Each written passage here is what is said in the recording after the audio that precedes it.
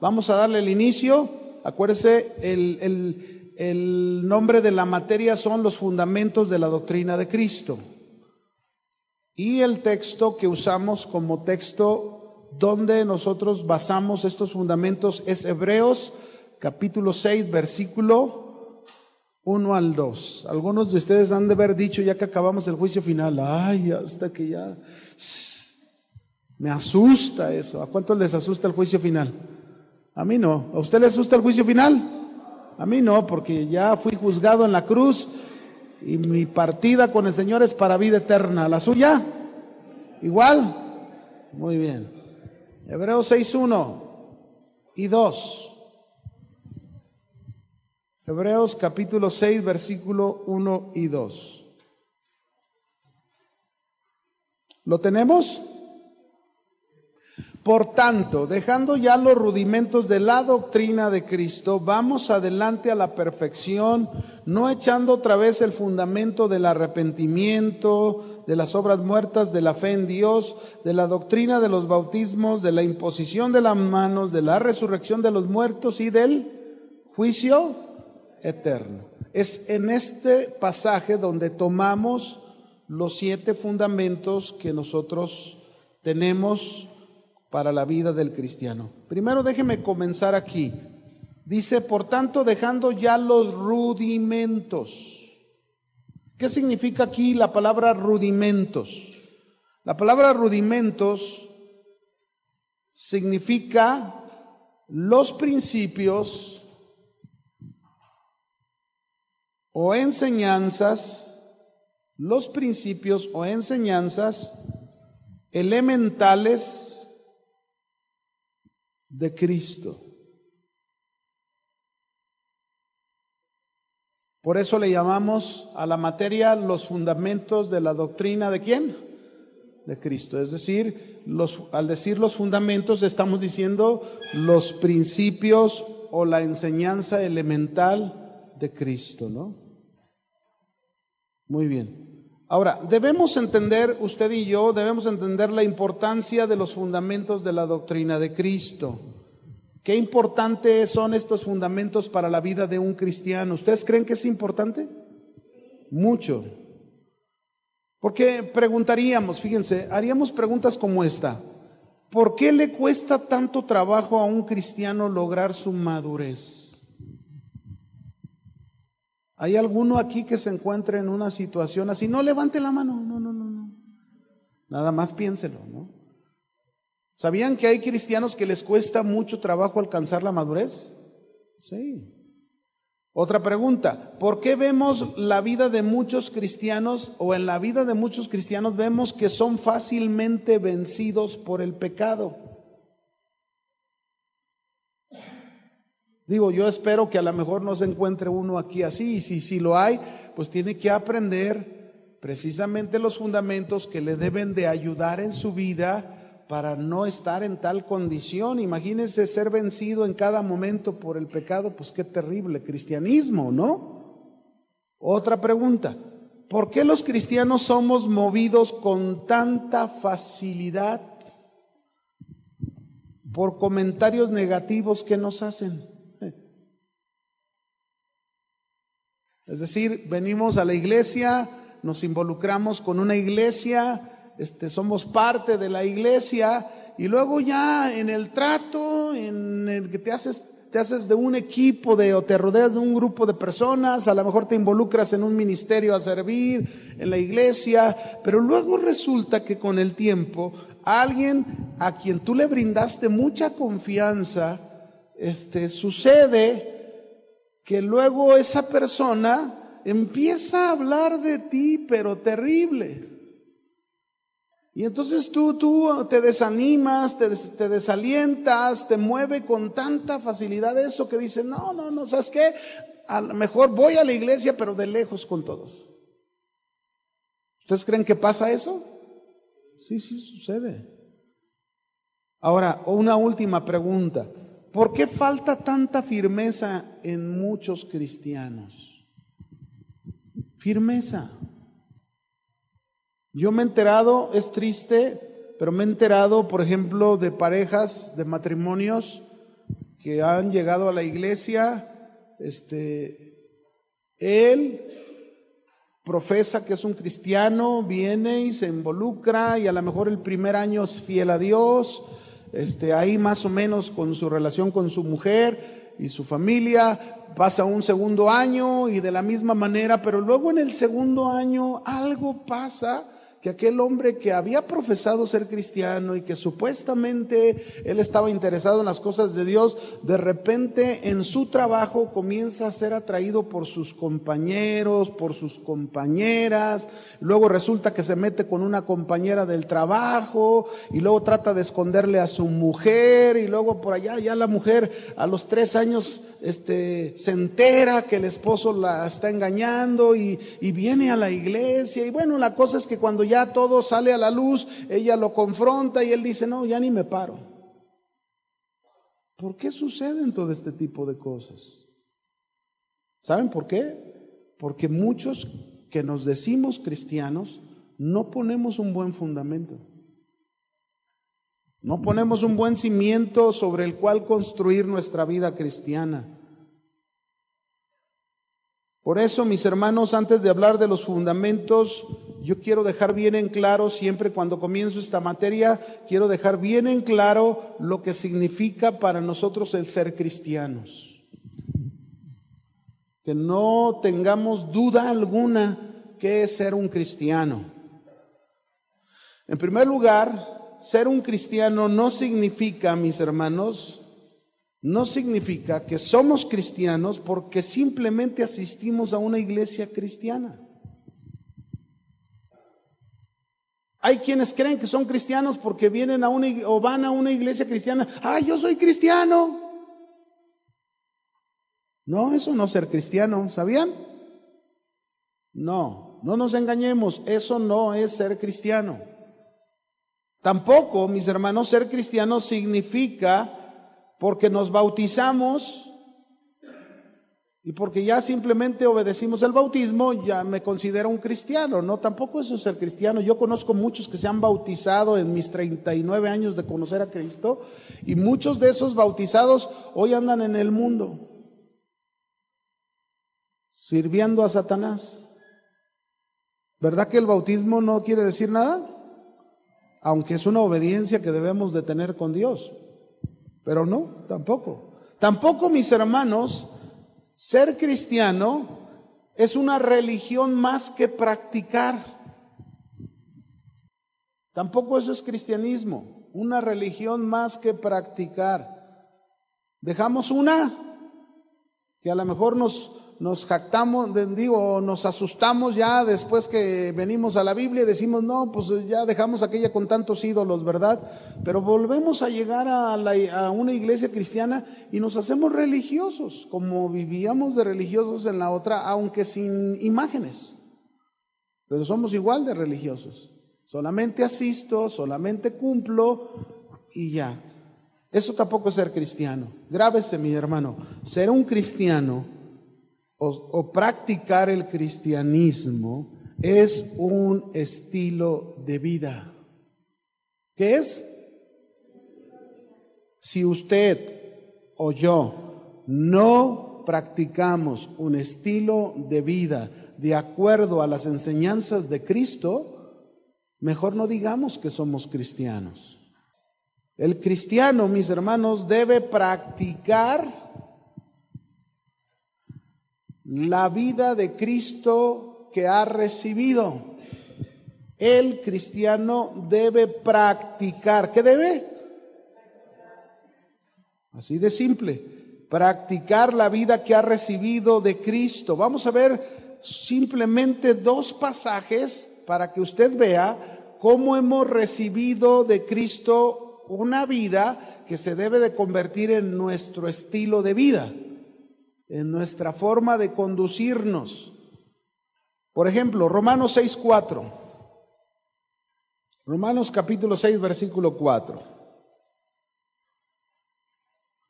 ¿Lo tenemos?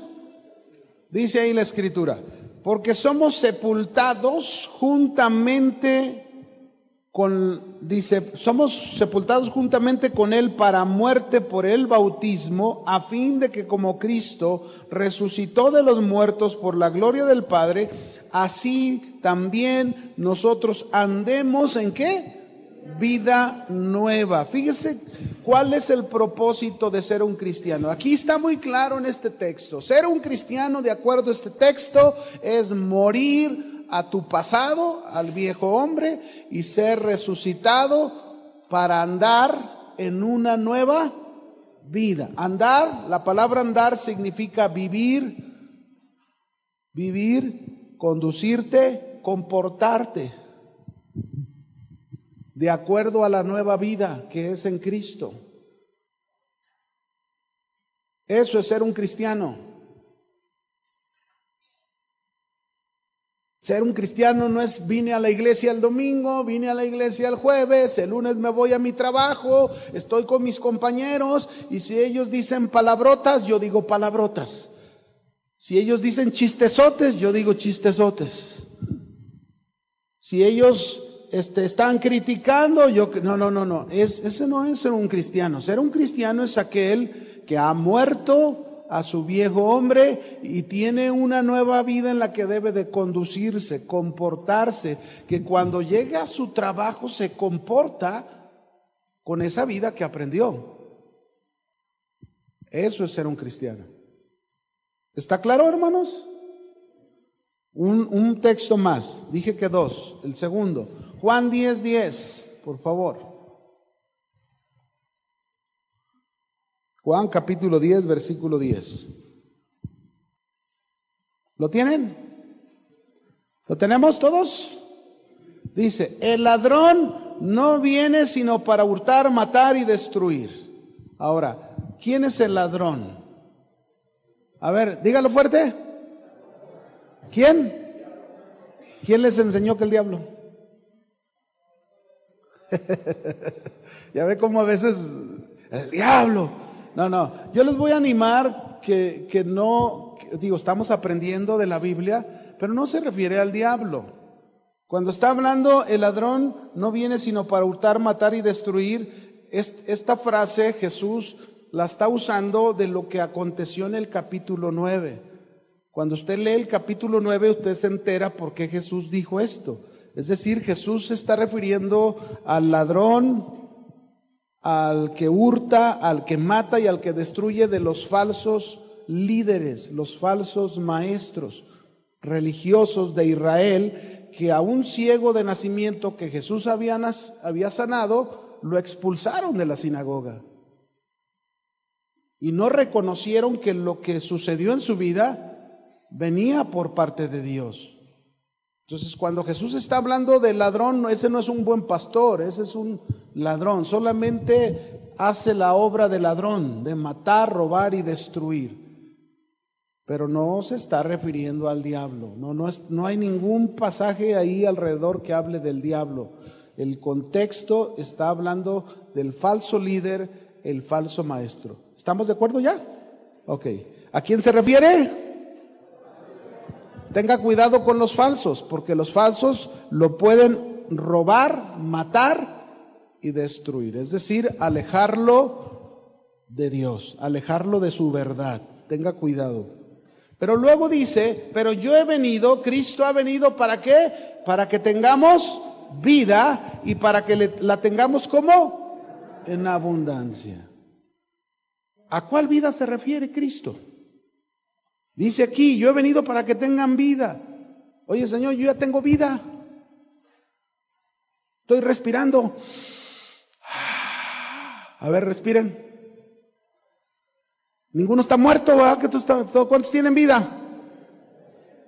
¿A qué vida se refiere Cristo? Aquí es donde vamos al texto griego. La palabra vida aquí viene de una palabra griega que es zoe. ¿Cuántos han oído esta palabra? Con Z, zoe.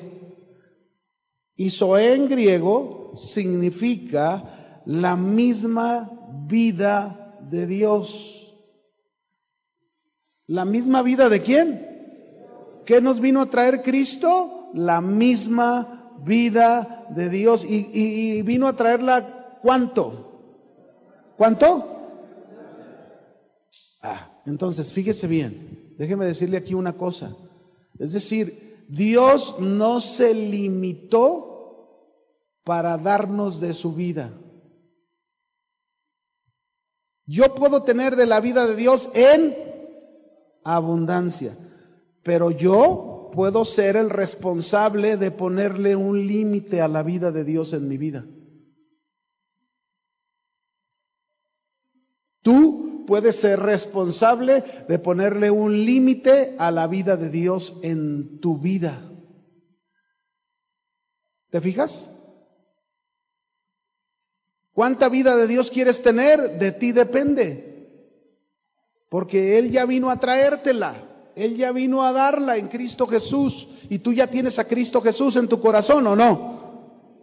Entonces, si tú ya tienes a Cristo Jesús, Él vino a darte esa vida en abundancia. Ahora, esa vida en abundancia que Jesús está hablando, ¿dónde está? ¿Dónde se encuentra? Es decir, nosotros hablamos que Cristo vive en nuestro interior y tenemos la vida del Espíritu Santo en nuestro interior que nos hace real esta vida de Cristo. Pero ¿dónde se encuentra esa vida en abundancia? ¿Dónde se encuentra? ¿Dónde se encuentra? ¿Dónde está? Aquí. Aquí está. Aquí está la vida de Dios en abundancia. Aquí. Mire, hermanos, todo lo que hay en la Escritura no alcanzaríamos toda nuestra vida para tomar toda esa vida en abundancia. Por ejemplo, para que me entienda, ¿dónde está esa vida en abundancia? ¿Se acuerdan cuando Pedro vino con Jesús y le dijo, Señor, ¿cuántas veces debo de perdonar al que me ofenda? ¿Hasta 7? ¿Y qué le respondió Jesús? No, Pedro, yo no te digo hasta 7, sino hasta 70 veces 7. ¿Y qué significó 70 veces 7? ¿Eran números los que Jesús estaba hablando? No. Lo que Jesús estaba hablando es que yo te digo que no perdones solamente 7 veces, sino Pedro, siempre debes de perdonar. Y si Pedro obedecía lo que Cristo le está diciendo, entonces eso que Pedro estaba obedeciendo es parte de esa vida en abundancia. ¿Lo comprende? No tiene gran ciencia. Ahí está la palabra de sencillo. Nada más que nosotros lo complicamos porque luego ya cuando alguien nos lastimó, alguien nos hizo daño, alguien causó algo en nuestro corazón, nos cuesta trabajo decir, ¿cómo lo voy a perdonar? Hace un momento en la tarde recibía por teléfono una llamada de una mujer casada de otro estado del país y ella me compartía de todo lo que su esposo ha hecho con ella y ella cómo está lastimada, con resentimiento en su corazón y no lo puedo ver, no lo soporto. Y bueno, estaba así, ¿verdad? Increíble. Entonces yo le empecé a hablar y le dije, mira, lo que tú necesitas es a Cristo en tu vida. Para empezar. Pero dígame qué hago con él. No, yo no te puedo decir qué hagas con él. Yo lo único que te puedo decir es que tú necesitas a Cristo en tu vida. Porque Cristo es el único que puede traer esa vida en abundancia que te va a transformar y te va a hacer ver la vida de una manera diferente. Esta es la vida de Cristo. Esto es ser cristiano. Comportarnos, conducirnos de acuerdo a las enseñanzas ¿de quién? De Cristo. Porque imagínese, ¿verdad? Yo tuve un compañero cuando estaba en el ferrocarril, que trabajé 18 años de jovencito, soltero, todavía no me casaba, pero conocí al Señor, y yo recuerdo que ahí en el ferrocarril llegaba uno y decía, yo soy cristiano, y luego de repente sacaba su cigarrote y ¡aleluya! Y luego otro, yo soy cristiano y con su botellota, ¡aleluya! Pues yo no dije, pues es igual. Yo los veo iguales. ¿Dónde está la diferencia? La diferencia es la nueva vida que Cristo trae y que nos lleva a comportarnos y conducirnos diferentes a los demás, como Cristo lo hizo. Cristo ha sido, mis hermanos, Cristo es el único hombre que marcó la diferencia con los hombres. Amén. Ni Buda, ni todos los que me quieran poner encima se comparan con Cristo Jesús. Ninguno, hermanos. Así que ahí está. Ahora vamos a un texto, Hechos 11:26. Vamos a ver cuando por primera vez les llamaron cristianos. Hechos 11:26. ¿Listos? Dice, y se congregaron ahí todo un año en la iglesia y enseñaron a mucha gente, y los discípulos se les llamó, ¿cómo se les llamó? Cristianos por primera vez en Antioquía. Esta palabra cristiano en su texto original significa cristitos. Es decir, usted y yo, por la vida que presentamos al mundo, mostramos la vida ¿de quién? De Cristo. Cristitos. Eso es lo que realmente significa. Ahora, la base de todo cristiano, la base de todo cristiano está y debe de estar centrada en la persona de nuestro Señor Jesucristo. Repito, la base de todo cristiano está y debe estar centrada solo en la persona de nuestro Señor Jesucristo. Para nosotros, mis hermanos, el hombre ideal, para nosotros el modelo que se nos puso enfrente se llama Cristo. ¿Sí? ¿Podemos aprender de todos los hombres de la Biblia, los personajes de la Biblia? Sí, mucho, pero no ninguno es Cristo. ¿Sí? No sea como aquel hombre que un día orando a Dios le decía, Señor, yo quiero ser como Abraham, yo quiero ser como el padre de la fe, quiero ser como él. Entonces Dios le contesta y le dice, ¿quieres ser como Abraham? Sí, Señor. Oye, pero él se acostó con su sierva Agar y tuvo un hijo que yo no le dije que tuviera. Y entonces aquel hombre cambió y dijo, bueno, Señor, no quiero ser como Abraham, Señor, quiero ser como Moisés, sí, como Moisés quiero ser. Y luego Dios le contesta otra vez y le dice, oye, pero Moisés, cuando iban a llegar ya a la tierra prometida, yo le dije que le hablara a la roca y no me hizo caso, la golpeó 2 veces a la roca y yo ya no lo dejé entrar a la tierra prometida. Y entonces aquel dice, bueno, Señor, entonces no como Moisés, quiero ser como David, como el rey David, que era conforme a tu corazón. Y entonces ahí está, y luego Dios le vuelve a decir, oye, pero el rey David un día adulteró con Betsabé y mandó matar, asesinar a su esposo Urías. Bueno, no, pues entonces, y le dice, no, entonces ¿quién? Pues Jesucristo, ese es el hombre perfecto, el hombre ideal. Amén. Así que mis hermanos, no espere ni tampoco, yo quiero ser como el pastor fulano. No. El ideal se llama Cristo. Amén. A ese es el que seguimos y al que debemos de igualarnos a él. Cristo es el hombre que debemos llegar a ser nosotros. Dios nos puso un modelo, así como cuando usted va a un fraccionamiento y va a comprar una casa, ¿qué es lo primero que cuando están haciendo el fraccionamiento nuevo, qué es lo primero que le enseñan? Dígame. ¿La casa qué? Sí, hasta le encandilan con la casa modelo, ¿a poco no entra? Y luego las puertas de caoba, y luego qué sala tienen, la cocina tan bonita, las recámaras, no se la van a entregar así la casa, pero se la pintan hermosa, ¿sí o no? Bueno, ese es el modelo para la casa que usted va a comprar. Pero en la vida, Dios nos puso al hombre ideal que se llama Jesucristo. Ese es el modelo a seguir, que usted y yo debemos de seguir. Amén. Romanos 8:29 lo dice.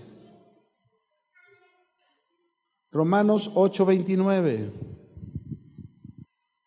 ¿Lo tienen? Porque a los que antes conoció, también los predestinó para que fuesen hechos conforme ¿a quién? A la imagen de su Hijo. ¿Saben? La palabra imagen significa copia. Usted y yo debemos de ser una copia fiel del Hijo de Dios, de Cristo. Y ahora yo me preguntaría, ¿cuántos ven esa copia fiel de Jesucristo en usted? Cuando usted llega a su casa, sus hijos, su esposa, ¿pueden ver esa copia fiel de Cristo? Puede decir uno de sus hijos, híjole, mi papá cada día se parece más a Cristo. O se parece a Lucifer. O al gadareno endemoniado. O la mamá, ¿verdad? Que la mamá pobrecita a lo mejor ya entró en una etapa de donde le está batallando mucho en los cambios, ¿verdad? Y a veces se pone, pero como el endemoniado gadareno.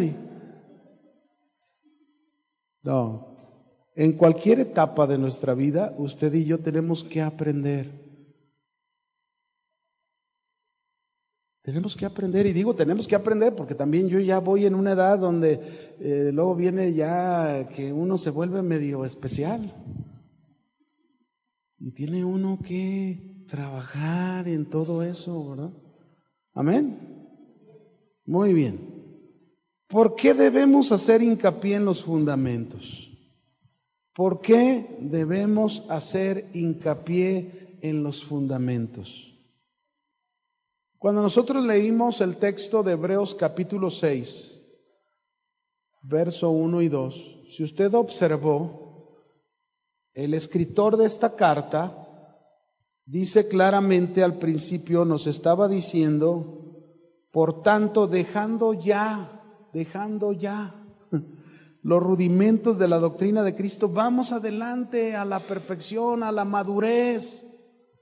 Algo estaba sucediendo que no se estaba avanzando a la madurez, algo estaba pasando, porque este pasaje no quiere decir, por ejemplo, no quiere decir como algunos lo interpretan mal y dicen, ya ves, a mí dame alimento sólido. No, esas enseñanzas no son para mí, esos son para los bebitos.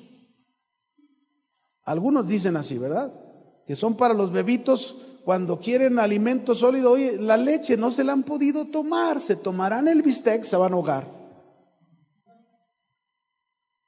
Cuando está hablando aquí de esto, precisamente había un problema que tiene que ver con la pregunta, ¿por qué debemos hacer hincapié en los qué? Fundamentos. Algo andaba mal en la vida de los judíos a quienes se les escribió esta carta en primera instancia. Eran judíos creyentes que no estaban creciendo. Tenían años de haber escuchado el mensaje de Jesucristo, habían creído en Él, pero algo estaba pasando en sus vidas que no se desarrollaban. Estaban en un estado de inmadurez y corrían el peligro, fíjense bien, corrían el peligro de no entrar en la gracia de Cristo y ser engañados. Es decir, cuando una persona no crece, cuando una persona no madura de acuerdo a el tiempo que tiene en Cristo, si no madura, tiene este riesgo en su inmadurez. ¿De qué? De no entrar en la gracia de Dios, inclusive de alejarse de la gracia de Dios y ser engañado o incluso caer en la apostasía. Imagínense, a ver, ¿cómo vería usted? Vamos a pensarlo, vamos a imaginarlo, ¿está bien? Vamos a imaginarnos ahorita, hagan de cuenta que todos conocemos al tío Nacho. El tío Nacho es una suposición. El tío Nacho tiene 40 años de conocer a Cristo. Entonces, estamos aquí en el auditorio, todos juntos, todo el mundo conoce al tío Nacho.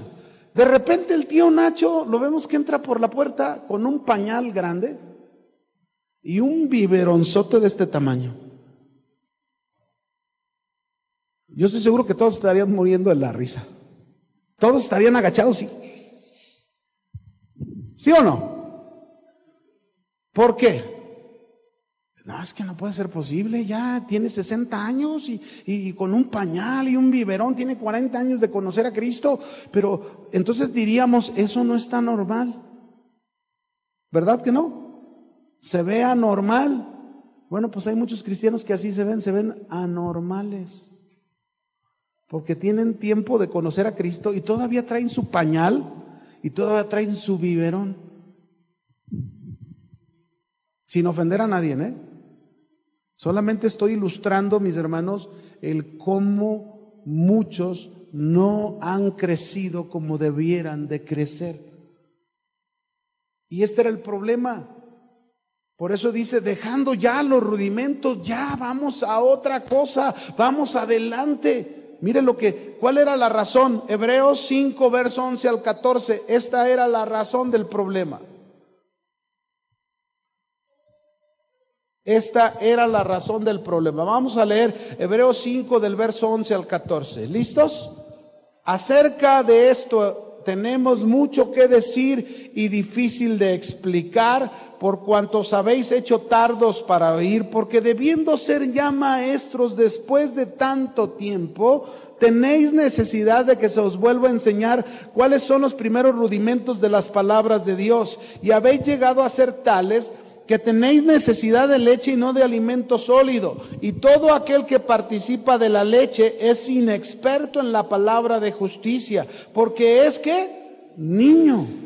Pero el alimento sólido es para los que han alcanzado ¿qué? Madurez, para los que por el uso tienen los sentidos ejercitados en el discernimiento del bien y del mal. Este pasaje nos muestra claramente la problemática del por qué no estaban creciendo, por qué no avanzaban a la madurez. Vamos a ver qué es lo que hacía que no avanzaran a la madurez. Número 1, eran tardos para oír.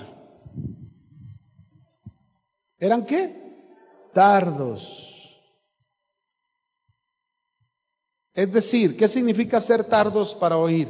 Es decir, eran perezosos, holgazanes, que no prestaban atención a las escrituras. Por ejemplo, ¿qué es un tardo para oír aplicándolo a nosotros? ¿Qué sería un tardo para oír? Que estás escuchando las enseñanzas y las oyes, pero sin embargo no las aplicas a tu vida, no las pones en práctica en tu vida. Y a lo mejor durante las 3 clases que tuviste en el día, Dios te habló sobre algo de tu vida y no lo pusiste en práctica. Eso es ser un tardo para oír, eso es ser un perezoso para oír. No prestar atención. Necesitamos, mis hermanos, cambiar eso. Hoy estamos viviendo en la iglesia del siglo XXI congregantes que son tardos para oír. Que escuchan y a lo mejor ya tienen 20,000 mensajes que han escuchado en su vida de cristianos y sin embargo ahí siguen esas áreas que lo siguen haciendo un enano espiritual. Un niño no crece, no avanza. 2, la primera problemática, eran tardos para oír. La segunda, se les habían enseñado los principios fundamentales,